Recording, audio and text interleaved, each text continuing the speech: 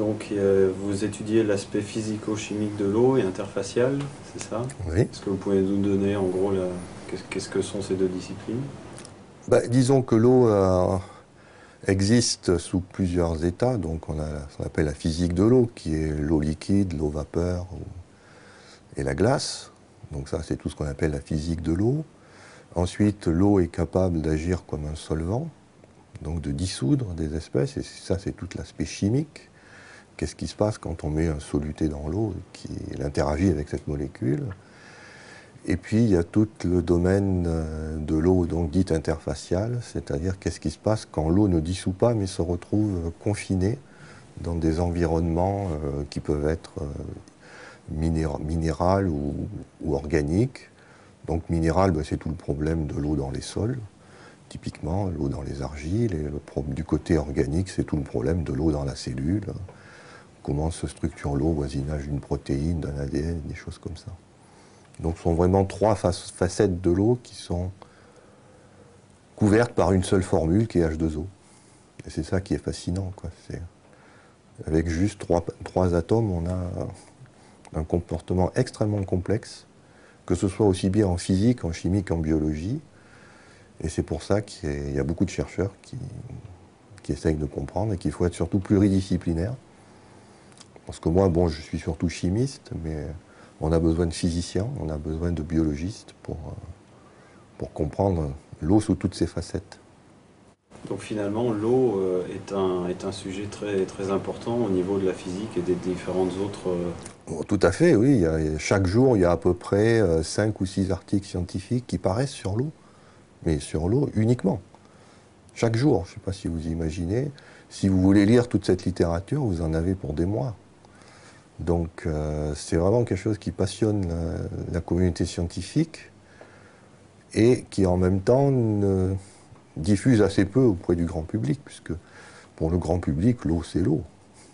C'est un liquide très ordinaire qui coule au robinet, et on n'imagine pas bien pourquoi ça mobilise autant de forces scientifiques au point de publier 5 à 6 papiers par jour sur cette substance. Est-ce que ce serait finalement cette forme très simple qui devient finalement très complexe? Ouais, c'est pas tellement ça, c'est surtout que l'eau est bipolaire. C'est-à-dire qu'elle a deux faces. Une face, disons, claire, qu'on voit facilement, c'est les hydrogènes. Et c'est ce qui est indiqué par sa formule, H2O, deux hydrogènes. Elle a aussi une face cachée.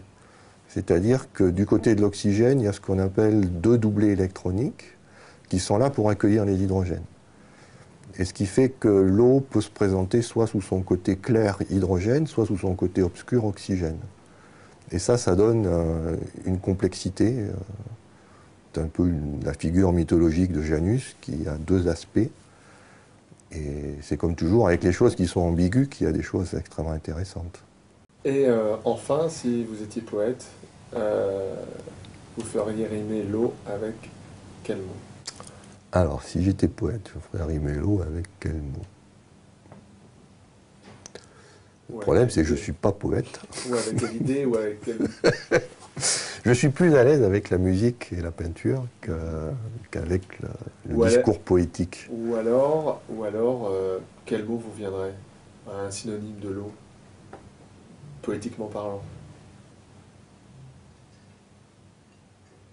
Alors, je ne peux pas. Parce que, je vais vous expliquer pourquoi. Il y a une raison. C'est que l'eau est quelque chose qui est multiforme. Et un mot ne peut pas suffire à la décrire. Donc si je vous donnais un mot, je serais forcément insatisfait. Et c'est pour ça que je ne veux pas donner un mot. À la limite, une phrase serait plus appropriée. Une phrase. Mais une phrase, c'est encore trop court. Il faudrait tout un poème, et ça, je suis incapable de l'écrire. Et même, je ne suis pas sûr qu'un poème serait suffisant. Et moi, je pense que, j'ai un petit peu regardé ça. Vous savez, on a deux hémisphères. Un hémisphère droit, un hémisphère gauche. Et le langage, quand vous essayez de mettre des mots derrière quelque chose, c'est que déjà, vous cassez l'objet. Alors que la peinture et la musique, ont cet avantage, c'est que vous cassez rien du tout. C'est-à-dire, dans un tableau, vous pouvez mettre une infinité d'informations et ça va bien pour l'eau. Dans un morceau de musique, vous pouvez mettre une infinité d'informations, de fréquences et ça va bien pour l'eau.